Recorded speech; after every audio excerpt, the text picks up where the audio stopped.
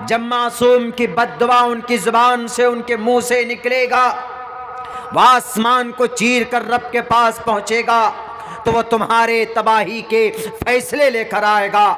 جیسے الم تر کیف فعل ربک باصحاب الفیل الم یجعل کیدہم فی تضلیل وارسل علیہم طیرا ابابیل۔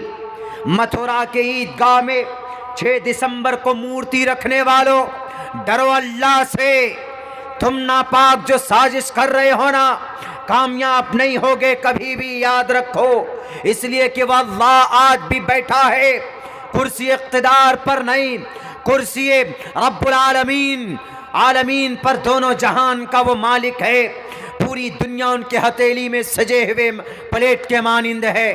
اللہ دیکھ رہا ہے تمہارے ان ننگے ناچ کو، جب من میں آتا ہے مندر میں مسجد میں جا کر مورتی پرکٹ کر دیتے ہو، اور جب من میں آتا ہے جناب متھرا کے عیدگاہ میں 6 دسمبر کو اس بار سن 2021 کو لال بجکر جی اتر پردیش کے گارجن، ان کے سامنے میں مورتی رکھنے کی کوشش کی جاتی ہے۔ تمہارے ابا اور دادا کا نہیں ہے، وہ بڑی قربانیاں دے دے کر حاصل کی ہے اس زمین کو، انگریز سے ہم نے چھٹکارا دلایا ہے۔ تمہارا وجود نہیں ہے، تمہاری خوشبو تک نہیں ہے آزاد کرانے میں اس دیش کو۔ اس لیے یاد رکھو، ابرہا کو تباہ کیا تھا رب نے، کعبۃ اللہ کو ڈھانے کی نیت سے آیا تھا۔ اگر اس بھارت کی دھرتی پر اگر کسی مسجد کو تم شہید کرو گے تو اللہ کی صفت قہاریت جب جوش میں آئے گی، ابھی تو تمہارے سر پہ بال نہیں ہے، کل چل کر تمہاری نسلیں تباہ ہو جائیں گی، ایسے تباہ ہوں گی جیسے تمہارے سر سے بال غائب ہو گئے، ایسے تمہارے سماج سے تمہاری نسل کو اوپر والا برباد کر دے گا۔ کیوں؟ وہ جگہ ہماری ہے، وہاں پر کسی کے اوپر ظلم و زیادتی کر کے اس کو تعمیرات نہیں کیے گئے۔ وہاں پر عیدگاہ کے 24% تھے، 666 سال تک حکومت تھی اس دیش میں ہماری، 24% تھے اس وقت میں، اور آپ کتنے پرسنٹ میں؟ باقی 100 میں سے بچے ہوئے 74-76% میں تو آپ ہی تھے نا۔ ہم چاہتے تو آپ 24% ہوتے، ہم 66% ہوتے، لیکن نہیں۔ کیوں؟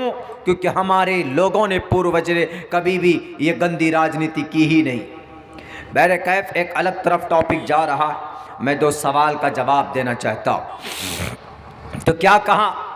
اس ابرہا بادشاہ کو بالکل تباہ و برباد کر دیا۔ سیم مجھے بات بتانی تھی ہنومان کی، تو ہنومان گئے، ہنومان ہنن کرنے والی ذات، میں کئی جگہ بتایا ہوں ہنن کرنے والی ذات، تو ہنن کرنے کا مطلب نیکی کرنے والی ذات۔ تو جیسے ابرہا کے واقعے میں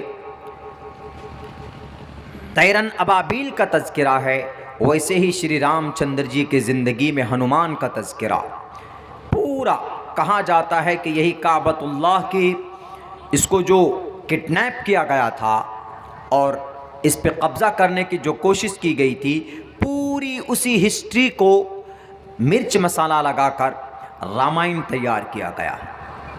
عبد المطلب رام چندر جی، کعبۃ اللہ سیتا میاں، راون ابرہا بادشاہ، طیرن ابابیل یہاں پر، وہاں پر ہنومان جی۔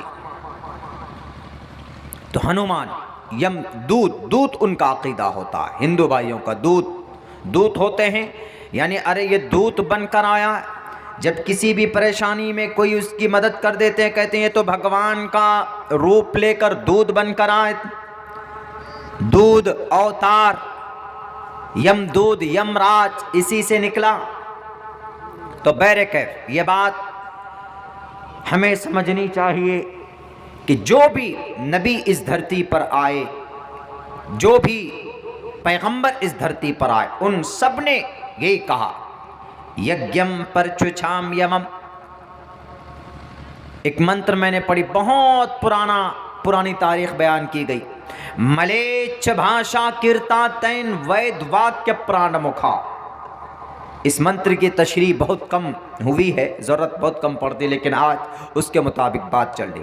ملیچ بھاشا کرتا تین، वैद्वाक्य प्राणमुखा। इंसान के प्राण को, उनकी जान को मुक्ति देने के लिए हमेशा से जो जप किया गया, जो मंत्र पढ़े गए, जो मूल मंत्र पढ़ा जाता है मलेच्छ भाषा। मलेच्छ का दो तर्जमा होता है, एक तर्जमा होता है हरामी, शैतान, राक्षस, शाश्वत, ये शूद्र। एक होता है पुराना। मलेच्छ मतलब मनु, आदम, ये भी होता है। एक मलेच्छ का मतलब होता है नाप, मलीच, नापा। लेकिन यहां पर तर्जमा आदमी, पुराना, मलेच्छ भाषा किरतातैन। आदमी की जुबान बहुत पुरानी है और अपनी प्राण की रक्षा के लिए बहुत पुराना मंत्र पढ़ा जाता है जो सेम और सिमिलर है। वो यही ला इलाहा इल्लल्लाह, वो यही है एकम ब्रह्मा द्वितीय नास्ते। तो हर नबी के ज़माने में कलीमा यही रहा, ला इलाहा इल्लल्लाह कलीमे का एक पार्ट। और जो नबी और जो रसूल है वो अपने हिसाब से, जो रसूल है वो अपने नाम के हिसाब से, जो अल्लाह का पैगंबर रसूल है वो फिट कर देता था, ईसा रसूलुल्लाह, मूसा रसूलुल्लाह। लेकिन पहला जुज़ ला इलाहा इल्लल्लाह कभी चेंज नहीं हुआ। हमने कहा कि मेरे भाई साहब जो भी थे, हज़रत इब्राहीम को मानने वाले, हज़रत मूसा को मानने वाले, उनका यह अक़ीदा है कि हमारा माबूद अल्लाह है और हमें हमारा नबी और हमारा रसूल फ़लाँ फ़लाँ साहब। हज़रत इब्राहीम की शरीयत को मानने वाले हज़रत इब्राहीम को अल्लाह के रसूल मानते थे और उनका यह अक़ीदा था कि अल्लाह माबूद है, माबूद अल्लाह के सिवा कोई नहीं है अल्लाह के बाद, और हमें इस धरती में मौत आनी, हमें मरना है। आखरत का अक़ीदा, आखरत का अक़ीदा और अल्लाह के वैदानियत का अक़ीदा और फ़रिश्तों का अक़ीदा, ये अक़ाइद कुछ ऐसे थे जो कभी बदले नहीं हैं, कभी नहीं बदले, हमेशा से चले आते रहे। हाँ, शरीयत कुछ बदलती रही। जैसे हज़रत मूसा अलैहिस्सलाम की शरीयत थी, अगर नापाकी बदन में लग जाए तो काटना पड़ता था, धोने से काम नहीं चलता था। और भी बहुत सारी नमाज़ों के बारे में कमी बेशी थी। हज़रत इब्राहीम के ज़माने में शरीयतों के अंदर में नरमी थी और हज़रत मूसा अलैहिस्सलाम के ज़माने में शरीयत में पाबंदी थी, ताकीद और शिद्दत थी। और हज़रत ईसा की शरीयत में बहुत नरमी थी। एक गाल में थप्पड़ मारो तो हज़रत ईसा कहते तो दूसरा भी ले लो, इसमें भी मार दो, ऐसा था। शरीयत के अंदर कुछ न कुछ तब्दीलियाँ थी। इलाके और समाज के एतबार से शरीयत को प्रमोट किया जाता था। लेकिन जब अल्लाह के नबी आए, इन द एंड सारे अंबिया के आने के बाद